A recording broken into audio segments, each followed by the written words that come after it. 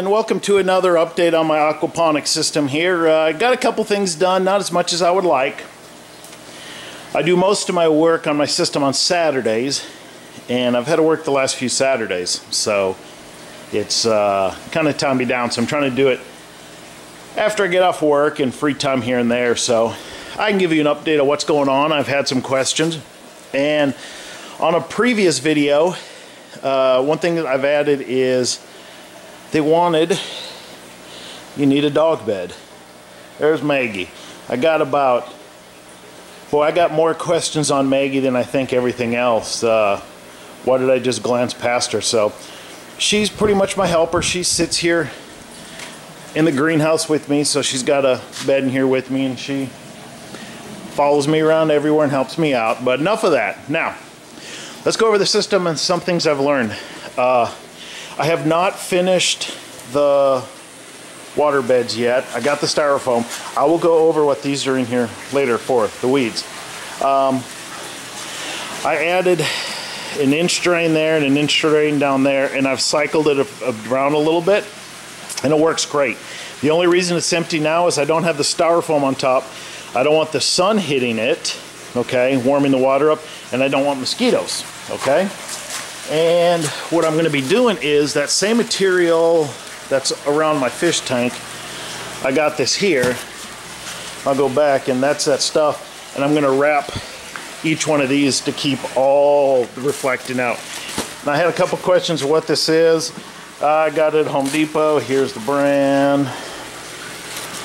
There's other brands besides this, so you guys see what that is, and you can also buy a longer one and cut it if you want. And they come in different lengths. So, but I have added those drains, and it flows much better. I was going to add one in the middle. I don't think I'll have to. Maybe I will, just for insurance, because with the uniseals, it's really easy to put in. Okay. We had some wind damage and some sun in here that really wasn't in. The system, it has some age to it, but not a lot. So I'm kind of deficient in some nutrition here and there. The night before last, we had a huge windstorm, and it just took the corn all out. But the corn was never there really to eat. If I would have got a crop, it would be really, really nice. The corn was there to help take the nitrates up. And because I got them in late, and I don't know if I would have got a crop, and I don't know if I ever will do corn, but it's an easy, inexpensive seed crop I put in.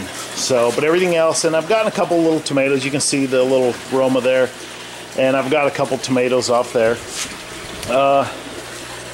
Here's the big change down here, how everything is powered. I'll come down here and explain. I had a few questions on what I'm doing for power, okay? Excuse me. And I moved this in here this morning, so that's kind of good. You'll see the percent and everything. I got 2 marine batteries, okay? I got those because marine batteries are better than car batteries if you let them go down a charge and up and down, up and down, up and down, and the charges, they just last longer. Now, I have them hooked up parallel, which means I have let me go down here. It's kind of hard to see. There's a positive wire here connecting to the positive there. The negative there is connected to the negative there, and that's hardwired in. That's in parallel. Which means I got still 12 volts, because these are 12-volt batteries, but I just got a longer life. Now, if I would have connected that negative to this positive, and this positive to that negative in the back there, and put one on each, then I would have had 24 volt. Okay, that's in a series, but these are in parallel. So I just want 12 volt. I have a charger plugged into the wall, and those are those back clamps on this side over here, and it's charging all the time, and you can see the percent, 89. That's the percent, and it's set to 12 volts. Now, there's 2 kind of battery chargers, dumb ones and smart ones. You want to make sure you get a smart one, and I know the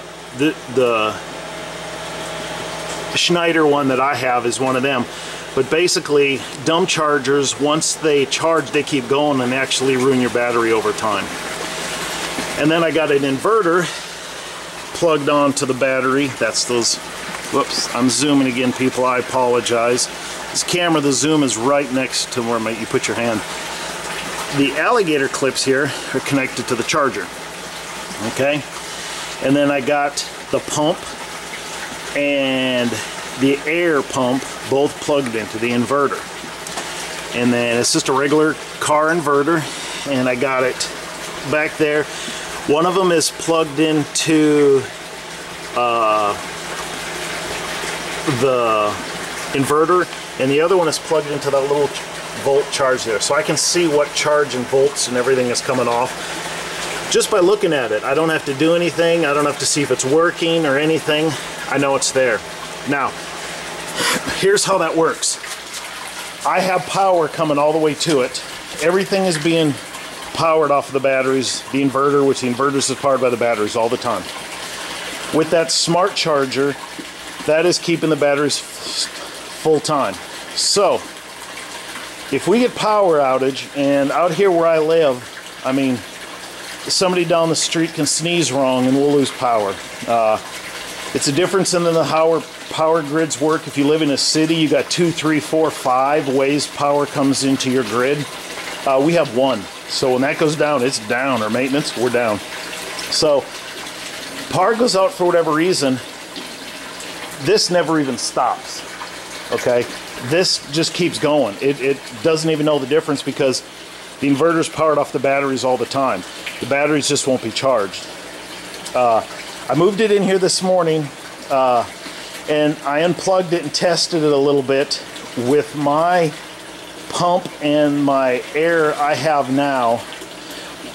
Conservatively, I will have about 7 hours, 8 hours, which is very nice. So what I could do is, let's say I get power and they say, hey, it's going to be an extended amount of time.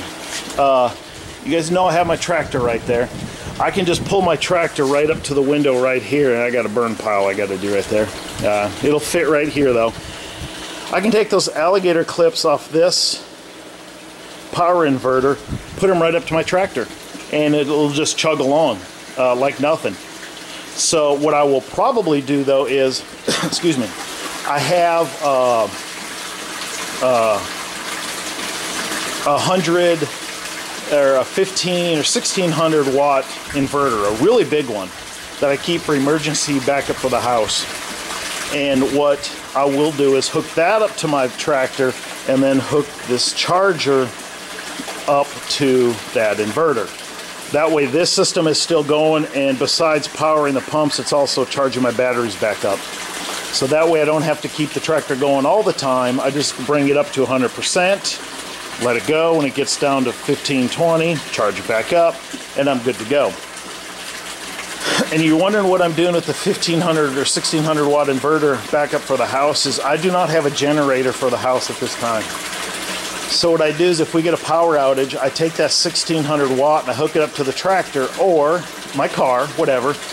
Now that big of a power inverter, you cannot hook it up to a cigarette cable, okay? You have to hook it up directly to the battery with alligator clips. Now, I don't use alligator clips. I didn't want to buy any. I just use my jumper cables. I have jumper cables already in the vehicle. They're there. Every vehicle has a pair, so I'm not going to buy something that I already have. So you put one end to the battery, the jumper cables, and the other end to the positive and negative on the 1600 watt inverter. And I got 1600 watts. And what that'll do is if we lose power for an extended period of time, well, I got a couple freezers and a fridge. I can plug each of those in an hour in the morning and an hour at night, and I'm good to go. Just with an extension cord running into the house through the window. I can also run fans in the house to help keep it cool. I can run power. And here's where it really comes in handy. After Christmas time, go to Walmart or, I don't know, Target or any of the department stores, really. The day after Christmas, and those little LED, not the regular bulbs, get the LED Christmas lights. I got 4 strands of LED lights for $2 each, and there was 200 in a strand, so it was a huge amount. I tested it to power. I haven't had to use them yet. So if we lose power in the house, and they draw so little power, I can just take those out of the box, strand those across our living room, just up on top or along the counter, wherever I want, plug them in to the inverter, and that lights the whole room up, just like I had lights. So it is an emergency light, but that's not really aquaponics, but I wanted to comment on that with the power. If you guys want more information on that, please let me know, and I'll go really more in detail about that. Couple things I've learned since I've been doing this. My sump. This is not the optimal place for my sump because of the heat. It's on concrete. That warms that water up. That same insulation stuff, just some of that underneath, I think would have helped. Like I said though, this is a temporary setup and everything, so I'm not going to do anything permanent. It would be best, and it would, even if you do this exact same system and you can dig, I would put a full PVC down here. Because remember, the amount of water in that sump, you can have as much water as you want as long as it doesn't overflow, but you have a limited amount. So if that was in the dirt all the way, except the top, you know, just half foot or so, that would do two things. One, I would have a greater water volume to help keep my water temperature. I would have greater water so I don't have to worry about keep topping it off all the time. And I would also help keep it cooler because it's inside the earth and it's not on the concrete or on top, so it would just help it cool a little more. Excuse me. So that is something else you can do too. To help cool it off too, if you're in a hot climate like I am, is if this is on dirt, bring everything down about 2-3 feet, so everything will be down halfways.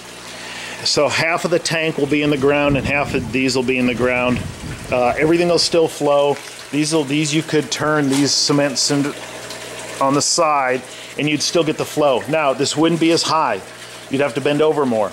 But if you're in a hot environment and you're worried about the heat, that would be something to do. I'm gonna walk up to the fish tank and I want you to see, they really get to know me now.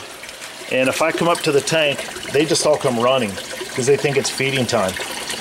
And if I don't feed them right away, they kind of back off a little bit because they get worried. And I think they're kind of tentative of the camera right here. If I put my finger in, they'll see how they just come, they're biting at my finger because they think it's food. What I added, and you might have saw this, is a simple little fan. I got it plugged in. It was, the water temperature when it was 95, 98 plus, this water mid-late afternoon was getting about 90, 92, which is still livable for them, but they are not happy at all, and some of my crops aren't happy. So I was actually putting frozen water gallon jugs in here and in the sump to help cool it, and that was working. I was cleaning up my office and I had this old fan I brought home. It was sitting on the table and I was like, well, let me throw it on for convection. Now, I haven't done anything else. As I'm recording this right now, it's 102 out in the afternoon. It's 102 degrees. And I want to show you guys what this fan has done. Well, it's exactly 80. That's weird. 80.0. So it's keeping it over 10 degrees cooler just with this fan, doing absolutely nothing else, which is unbelievable to me. So if you have a little more water temperature, get yourself, and this is, it puts out some decent air. This is not an expensive fan, but it's not a cheap fan, okay?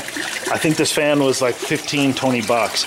It's small, it moves a lot of air, that's why I got it, but it's really keeping this here. Now, you're probably wondering what this is here. It's gonna be kind of hard one-handed so I don't lose it. Got it, okay. This is a sweet potato vine. I'll put it on the ground so you can see it.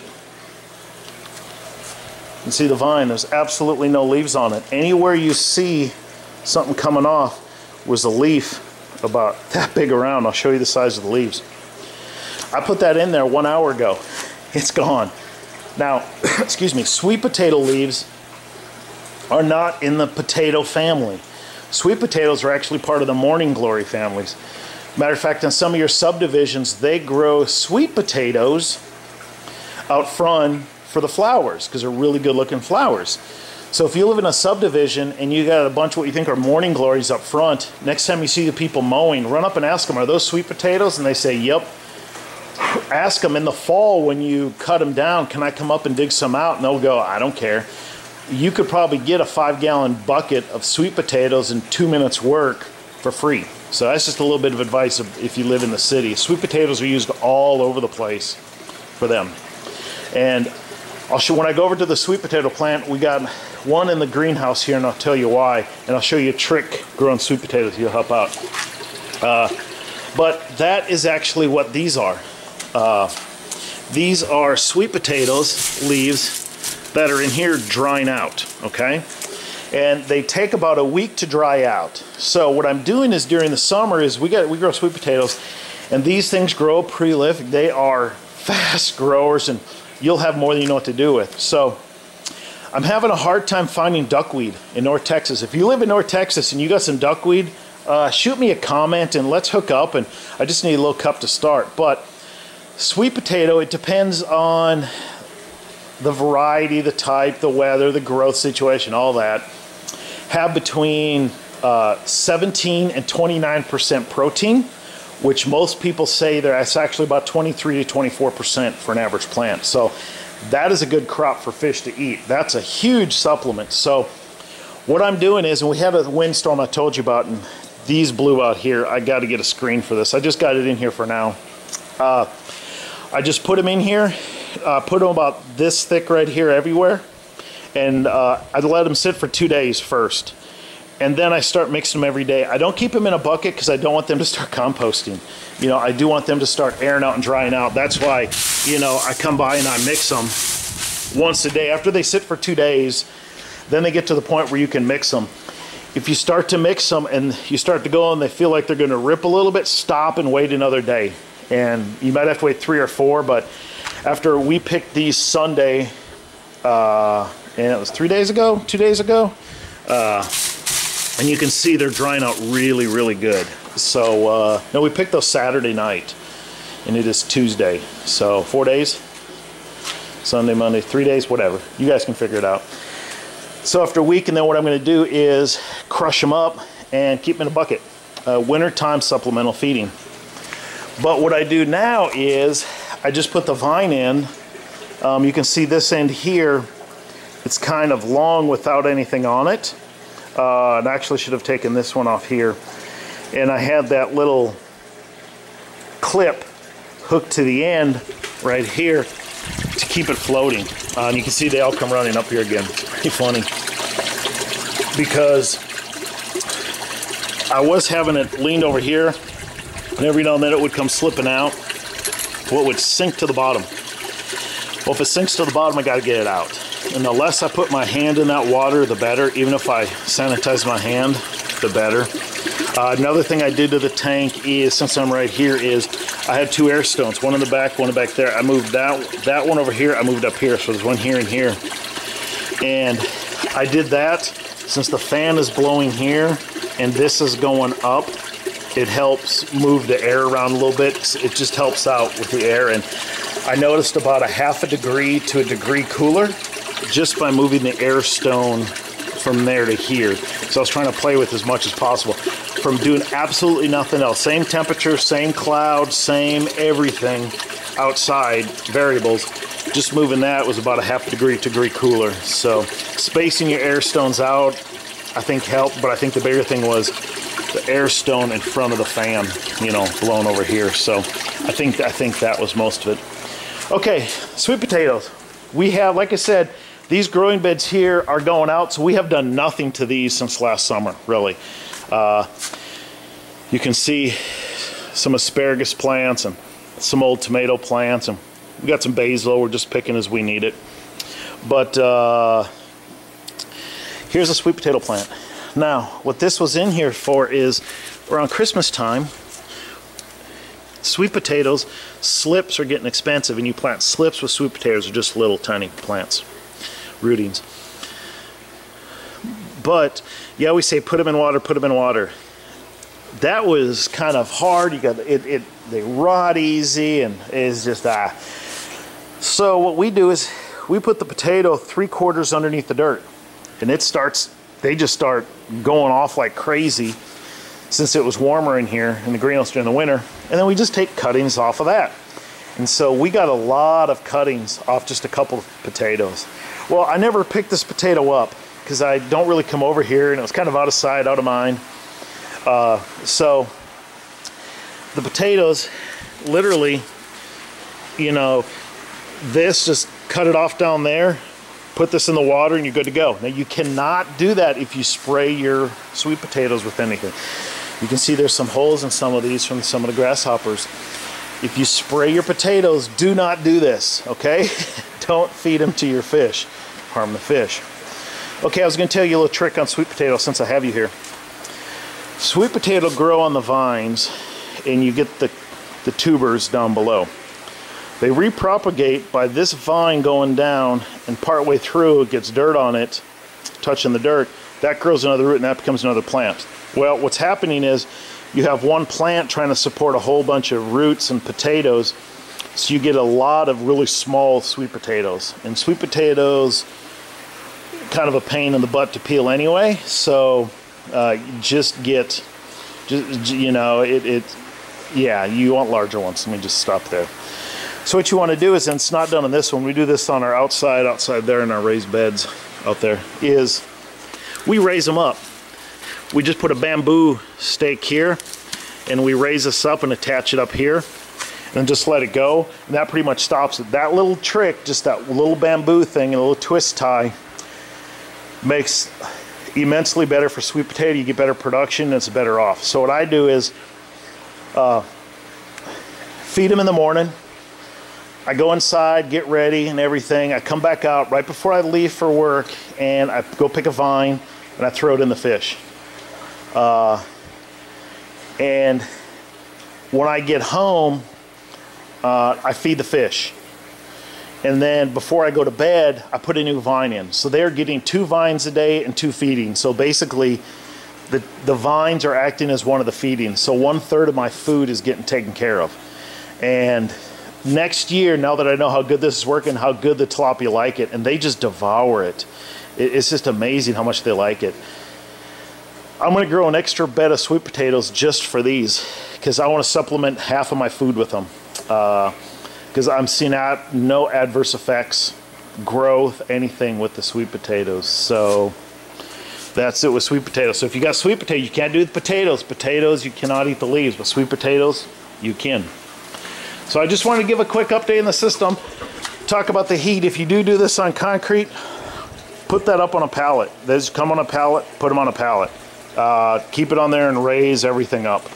But if you can, use a full, like I said, IBC, put it in the ground. Even if you keep everything else the same, you'll get more volume water, and it'll help keep it cooler. You'll have to dig a little bit, but you'll be happy. So I'll just leave off here with the fish here and everything. So you can kind of see them there. You can see they'll come up, they think I'm feeding them, but now they'll go back down because they know I'm not feeding them. So that's it. I hope everybody has a good day. And if you have any questions, leave them in the comment below. I appreciate everybody subscribing. I appreciate everybody watching. And I've got a lot of good feedback on that economics video I did. You know, the economics of you know, viability of aquaponics. I got some questions off that, and I got some questions up here, so I might do a question video coming up here because I got a lot of questions from people I want to pass on. So that's it. I hope everybody has a great day.